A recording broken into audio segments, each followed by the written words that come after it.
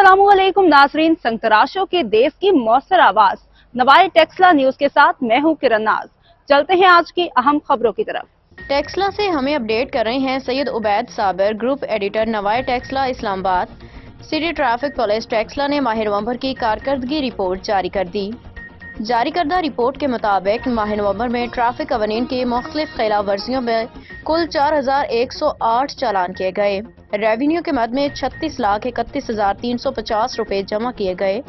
माहाना report के मुताबिक overloading पर हैवी गाड़ियों पे 700 चालान किए गए। पीएसडी गाड़ियों पे 500 चालान हुए। मोटरसाइकिल खिलाफ वर्जी पर 2000, धुआं देने वाली गाड़ियों पे 950 चालान हुए। बगैर हेलमेट 226, बगैर लाइसेंस 745, फिटनेस परमिट पे 150 जबकि कम उम्र ड्राइवर पे 110 चालान हुए।